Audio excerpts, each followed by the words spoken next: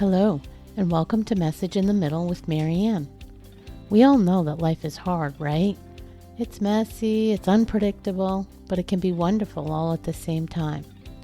My hope is that we can take a deep dive into self-development topics and explore life's lessons through book clubs, conversations, and interviews. And together, we can uncover the lessons that others have already learned to help us navigate this crazy, wonderful ride called life.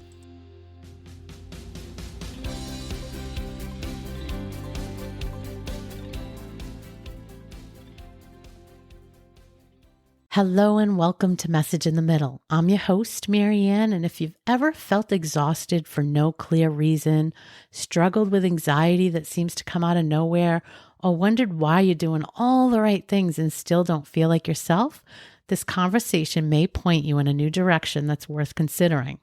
Today, I'm joined by Natalie Gerardo, a wellness educator on a mission to wake women up to one of the most powerful and underrated keys to vibrant health. Magnesium. Her story and insights might just change the way you think about your mood, your energy, and what your body is really asking for. Natalie is a certified magnesium expert and the founder of Rooted In, a company dedicated to helping people reclaim their energy, focus, and peace, all through better magnesium health. In this conversation, we'll bring clarity, science, and practical tips to a topic most of us probably never even realize could be affecting everything from stress, sleep, anxiety, and hormones. So if you've been feeling overwhelmed, fatigued, or just not like yourself, listen in because this might shine a light on something that your body's been trying to tell you all along. Natalie, welcome to the show. Thank you so much for having me on. I am so excited to talk about my absolute favorite topic in the world, magnesium. I'm excited to have you because, as I said to you before we hit record, I haven't heard a whole bunch of people talking about this, and I think it's probably something that we need to get out there and let people at least have the insight on and then make some of their own decisions. So set the stage for us, take us back to what was happening in your own life and sort of put the spotlight on this for you. Sure. So it was about 10 years ago, and at the time I was really struggling. I had terrible insomnia. I was sleeping about 2 hours a night. I was dealing with awful anxiety that led to regular panic attacks. And so it was disrupting my life in a huge way. So I did what any normal person would do, made the appointment with my doctor, went to the office, and she was so graceful. She, tested me for everything under the sun, everything, every blood test. I felt like a human pincushion with all the blood that was taken from me. But when it was all said and done, she sat me down, she looked me straight in the face, and she said, "Natalie, there's nothing wrong with you. Your blood work is normal."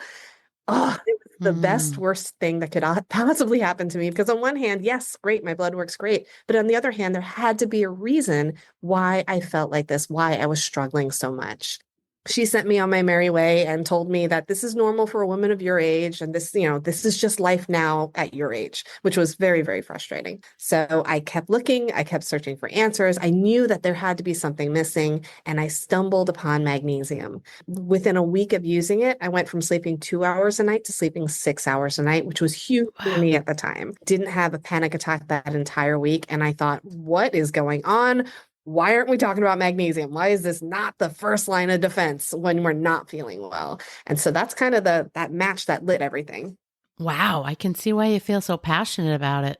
Before we get into sort of some of the specifics about, what people see and experience and all of that, I want to talk about a little bit about the types of magnesium because I think there's confusion out there, right? There's a couple of types, at least that I'm aware of, there may be more. And I think people use them interchangeably, and I'm not sure they are interchangeable. Can you give us some education? Give us some 101 level set on that. Absolutely. So, you're at home and you're listening to a podcast and you see this crazy lady talking about magnesium, right? And you think, oh my goodness, I want those benefits. So you run out to the health food store, you look at the aisle, and then you get instantly overwhelmed by all the different types of magnesium out there. And then you turn around and walk right out the store. Yeah. So we don't want that to happen. right? We want to make sure that you have a good experience choosing the right type of magnesium.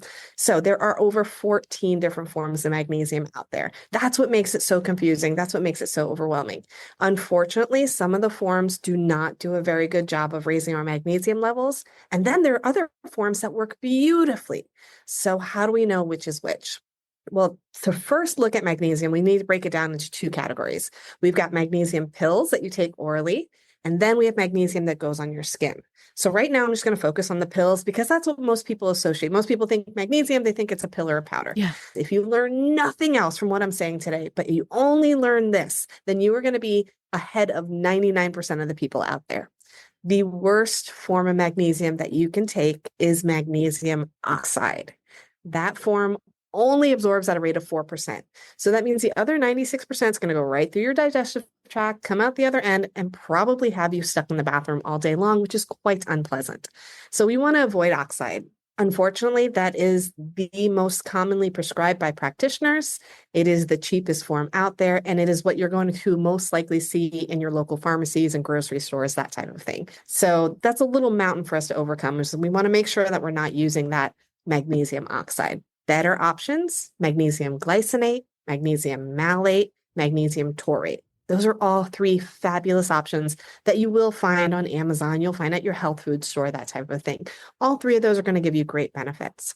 Now, I do have like a magnesium cheat sheet that goes over all the different forms of magnesium, and I'm happy to provide it for your audience if they'd like. It's totally free, and it's a printable that you could take with you to the health food store or take with you while you're on Amazon that really kind of goes down deep into all the different types. Love that. The other side of magnesium is the topical form of magnesium, and that's magnesium that goes on your skin. Those are Epsom salts, which is like, Epsom salt. It's magnesium sulfate. It's everywhere. You can find it at the grocery store, at the dollar store. It's wonderful for taking magnesium baths and really getting that magnesium into your cells quickly. And then the last form is magnesium chloride. That's my hands down favorite form of magnesium because it works the fastest. So, and it is the least likely to give side effects. And you'll typically find magnesium chloride as a spray, a gel, or a lotion.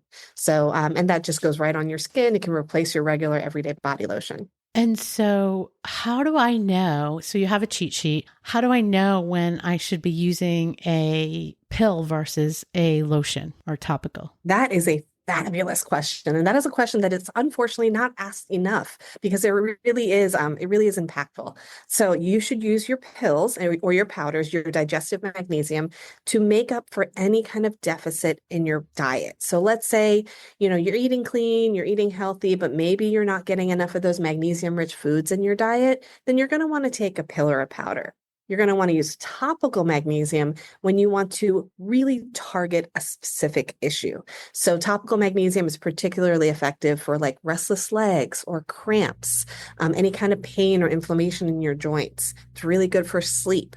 It's really good for people like me who are very high anxiety that need something that's going to work in 5 minutes. And I don't need it to wait. I don't need to wait 45 minutes for it to digest. I need it to work right now. So that's when you use topical magnesium. Ideally, you want to use both. You want them both to be part of your regular everyday magnesium supplement. So both is always great, but if you have to choose one or the other, one is really good if you're making up for a diet deficit. The other one is really good to target an immediate issue that needs immediate attention. And is there anything in particular that we should know about when we're shopping for one? Yes, absolutely. Another great question. That what you need to know is how much is actually in your supplement. And so we see this with pills all the time. And there are top brands that are making millions of dollars a year, and they're literally ripping you off. And so if you could learn this, then you're going to be in the good. So there's a thing called elemental magnesium, and the term elemental magnesium means the actual amount of magnesium that is in your supplement. That's the magic number. That's the one we're going for. So our government created the RDA, and the RDA tells us we need anywhere from 350 to 400 milligrams a day. That's the ideal according to the RDA. We want to make sure that 350 to 400 milligram comes from elemental magnesium. So that's the actual amount of magnesium in our product. When we look at our supplement labels, you're going to find that on the very back of the label where you have the supplement facts chart, it'll say magnesium, and that percentage that's there represents the RDA. So if it says 100%, then you know you've got about 400 milligrams in there. If it says 50%, you know you have about 200 milligrams in there. The problem is a lot of these companies are going to say, oh, this supplement has 500 milligrams of magnesium in it, but they're not talking about the actual elemental magnesium. They're talking about the magnesium that is bound to an amino acid. For instance, if you're taking magnesium glycinate, magnesium would be the elemental part. The glycinate is glycine for the amino acid. And so a lot of companies try to confuse you and tell you how much is in both of those instead of how much actual magnesium is in there, making you spend 2 to 3 times more than you possibly have to. No wonder why there's so much confusion. You really do need magnesium training to understand what you're getting. Wow. So having that level set is great. And I would love to put a link to your cheat sheet out there for people because I think obviously it's a lot to absorb quickly, but it'd be good to have the reference guide. So I'm curious about, again, you said when you're targeting a specific area, better to use the lotion. But when I think about things like stress or anxiety, or even sleep, I'm very interested in. Is that targeting a specific area thing? Or do you mean area like my physical body area? Yeah, great question. So when you take, ideally, we want to have a good baseline of magnesium every day, right? We want to try and hit that 350 to 400, whether it's from food or supplements. Now, I will tell you about 70% of the population does not get enough magnesium in their diet every day. So when we think about that, that's 7 out of 10 people, 7 out of 10 of our friends, 7 out of 10 of our coworkers, 7 out of 10 of the people in the grocery store are not getting enough magnesium through their diet. So most people are going to require a supplement to take every day just so they can get that bare minimum that we need in order to function normally, right? So most people are going to need that supplement. However, when you're ready to go to sleep, a lot of people think, well, I'll just take a magnesium supplement so I can fall asleep at night. The problem is it takes anywhere from, 30 to 45 minutes for that to kick in. It's going to get dispersed throughout your entire body. So some of it's going to go in your muscle tissues and help your muscle tissues contract. Some of it is going to go into your bones and help bring calcium into your bones. So magnesium will do all these amazing things. But when we need to fall asleep using topical magnesium, well, that kicks in about 5 minutes. And I don't know about you, but when I want to sleep now. I don't want to sleep an hour from now. Yeah. Furthermore, if I wake up at 2 or 3 o'clock in the morning and I can't fall back to sleep, I don't want to take a supplement that's going to take an hour to kick in as well. So when we use topical magnesium, since it absorbs within 5 minutes, gets right into our bloodstream and starts working, we're able to really, really reap those benefits quickly. So that's why I always recommend take that supplement, especially if you're having a hard time sleeping, take your magnesium pills every day so that you make sure you're getting what you need, but then use that magnesium, that topical right before bed to kind of give you that extra oomph that you need to really push that sleep. And do you have a suggestion on where to use the topical? Because I've heard on your wrists, on your neck, on your feet. Does it matter? Yeah, so you want to put anything topical to get the best absorption. You want to put it on areas of your body with the thinnest skin. So that's where it kind of gets in real fast. So we're talking like inner arms, abdomen, chest, thighs.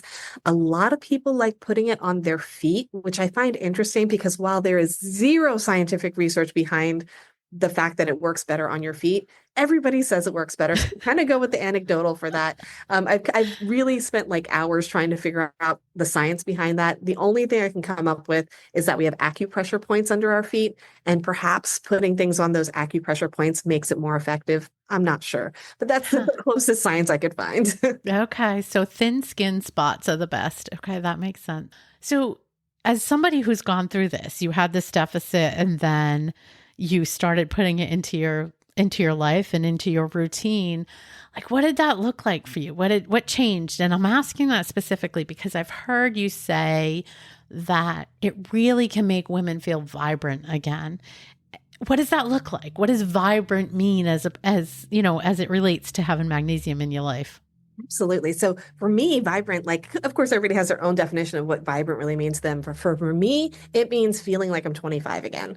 Feeling like when I jump out of bed, nothing is popping, cracking, or hurting. Like, like I don't feel like a human sloth at 3 o'clock in the afternoon. I'm not moody and irritable, snapping at everybody around me because I'm just so drained. So magnesium, is involved in over 700 different reactions in our body. So literally 700 things don't work without magnesium. It's present in every single one of our trillions of cells. And without it, we would stop living. So I like to think of magnesium like the gas that we put in our tank. Like our car is not going to run unless we put gas in it. Yeah. So we need to make sure that that magnesium is fueling all of our cells, doing all those 700 different things. It's involved in everything from energy production in our cells. It helps with our nervous system regulation. It helps balance our blood sugar. It works on making our muscles activate.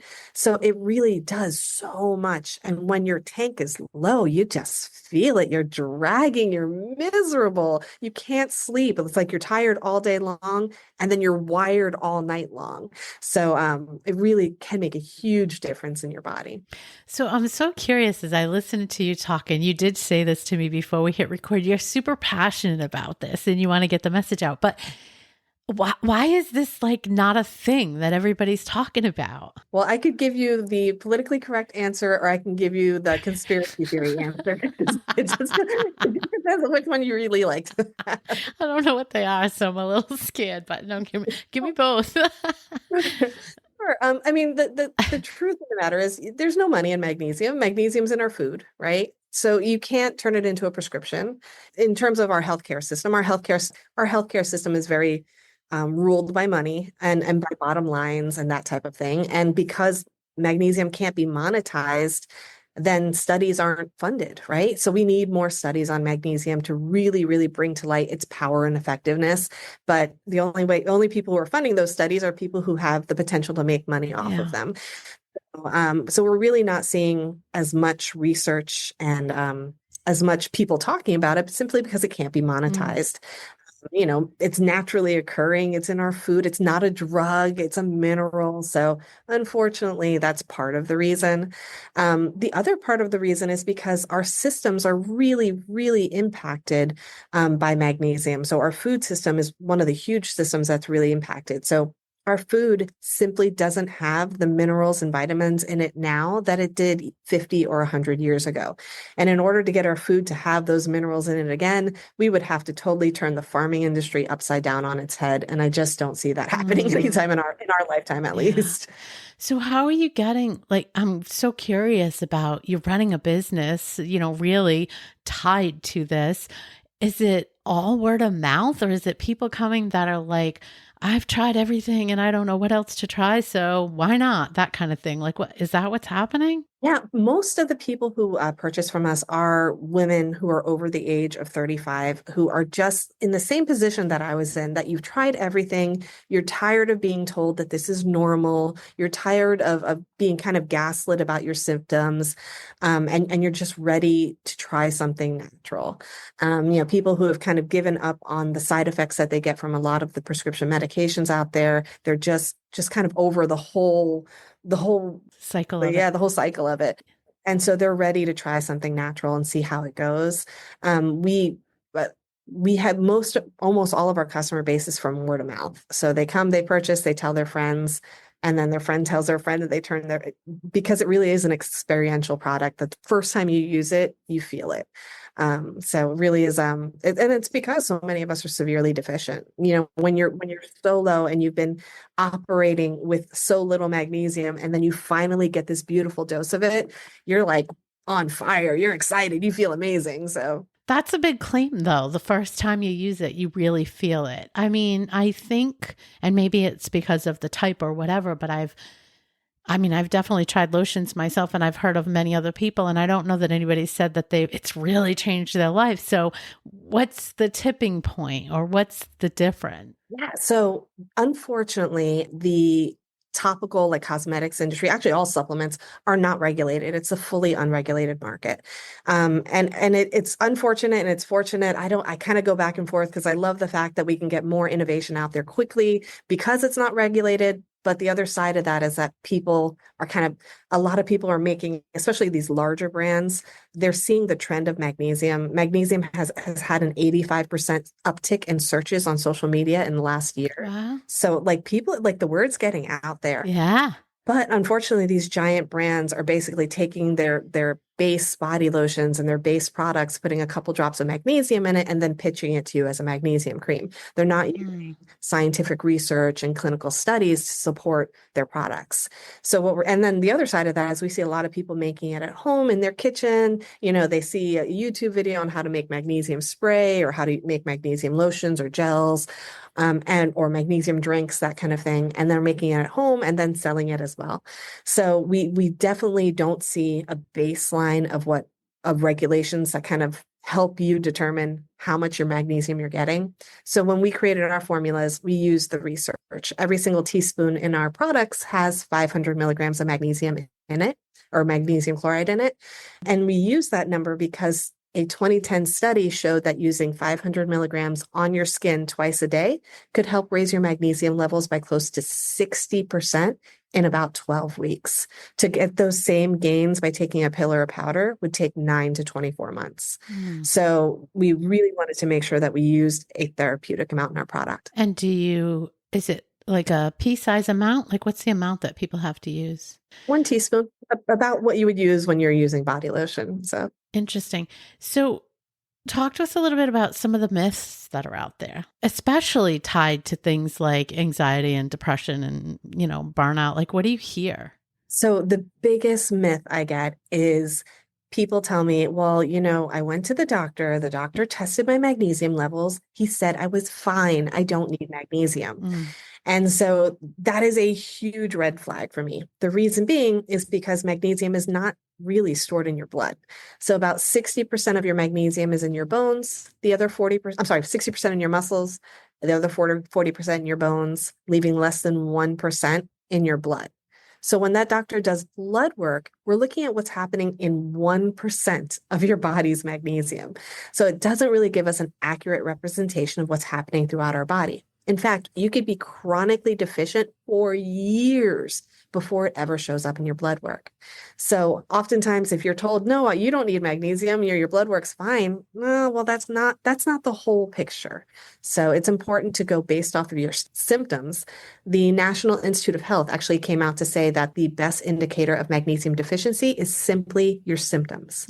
So if you're dealing with the restless legs, the muscle cramps, you can't sleep, you're feeling anxious, you have chronic headaches, your hormones are all over the place, your cholesterol is high, your blood pressure is high. If you're dealing with those symptoms, it might be a good idea for you to try out magnesium and see if those symptoms start to go away. Of course, this is not medical advice, so you'll have to speak with your practitioner first, but it's what I would do if I were in that situation. Well, and I'm glad you said try out, because I was going to ask that, because let's be honest, the symptoms that you named off, I think can be tied to lots of things. People, we've had multiple conversations with other guests that would say those symptoms are tied to this or those symptoms are tied to that. And they are pretty generic symptoms that can be tied to a lot of different things.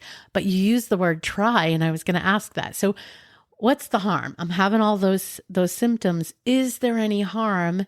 Maybe my magnesium levels are okay. Is there any harm in me trying this for multiple weeks? No, absolutely. So when it comes to magnesium, it's cheap. It's readily available, and there's very few side effects that are associated with taking it. So it's one of those really safe things. I mean, honestly, if you're feeling these symptoms, the one thing you could do tonight, the day that you're listening to this podcast, is simply go to the dollar store and buy a bag of Epsom salt for $1.25. Like that's magnesium sulfate. Take 2 cups of that, put it in some warm bath water, soak for 20 minutes. And see how you feel. If you're sleeping better, if your leg cramps, if you're not getting restless legs, if your legs aren't cramping up at night, if you feel less stressed after that, then you're kind of on the right track. And that's a $1.25 way of doing it without having to really invest, thousands of dollars or anything like that. Yeah.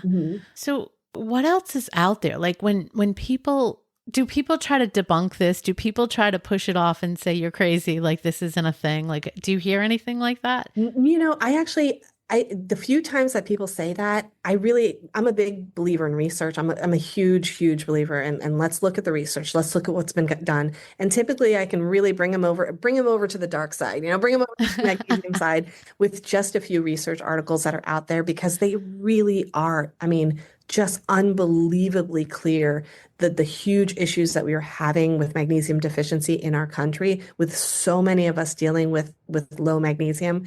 It's one of those quick and easy fixes that I really think we should be focusing more on. As you were saying that, I was thinking back to the dollar store example, because I do think some people will maybe receive this with well, she has an ulterior motive. She's trying to sell something that she, gets something out of on her backside of her business. And while that is true, is there anything else you can give from a general perspective? Let's just say I'm sitting here and I'm listening to this podcast and I can't afford, and I haven't even looked at what you sell and what it goes for.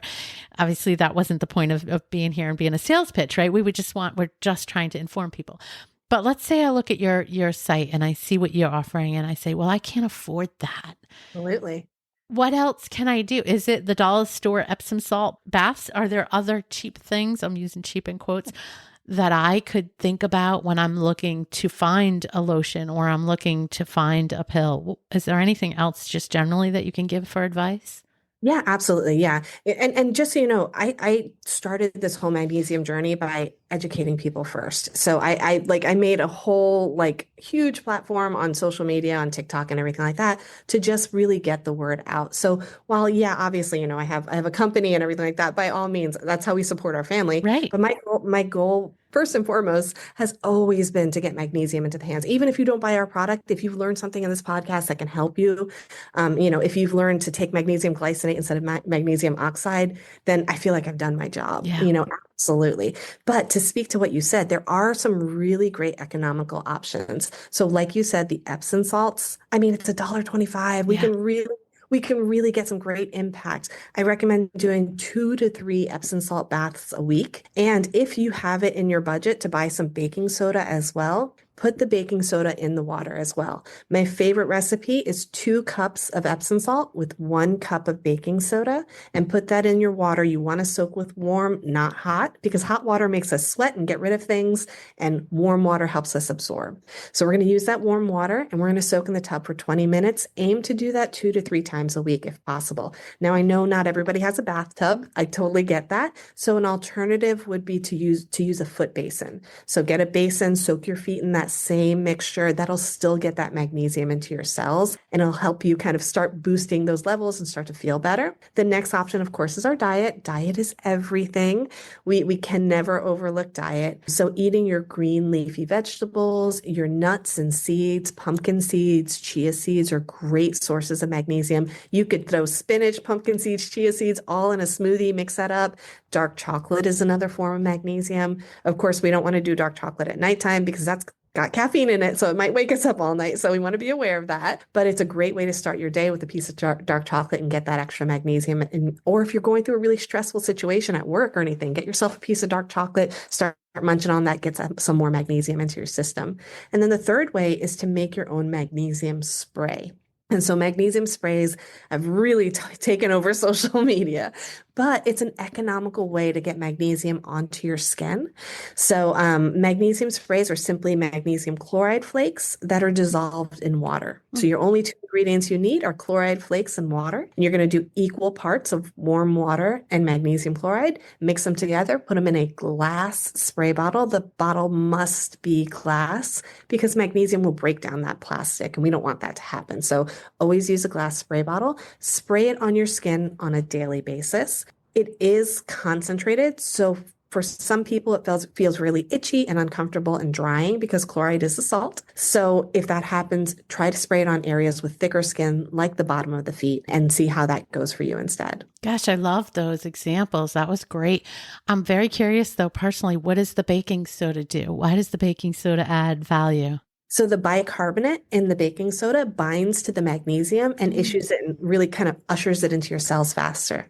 Love that. Love that. Those were great examples. Thank you for sharing that. Absolutely. So what didn't we talk about? What didn't we hit on? So one thing that we always need to be aware of is that nothing of what I'm saying is going to work if you're eating a poor diet, not taking care of your mental health, not taking care of your body.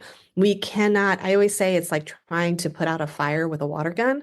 So taking magnesium is not going to do anything if we're waking up and eating donuts, living off pizza and beer, living a high stress lifestyle where we're not giving ourselves time to unwind and really take care of our own mental health as well. So we always start with the basics. We start with fresh air, lots of water, exercise, and a clean diet. And clean doesn't have to be like, only shopping at Whole Foods, but, eating those fruits and veggies and all the good stuff too. And so we always start with that, and then we add supplements when necessary. So we don't do it the other way around. We don't expect magnesium to solve every problem under our life if we're not taking care of ourselves. So that's number one. Number two is, while it's really important to get more magnesium into our system, we have to be aware of how much we're burning as well. So while we might be taking those supplements and doing all the right things and still not feeling better, it could be because we're burning our magnesium faster than we're replacing it. And the ways that we burn magnesium are by eating a high sugar diet. So for every 1 molecule of sugar that we eat, it takes 54 molecules of magnesium to balance that out. Wow. Yeah. So we want to be really cognizant of how much sugar. And if we are going through periods of time when we are eating more sugar, then we might want to up our magnesium. So for me, that's during the holidays when those Christmas cookies come out.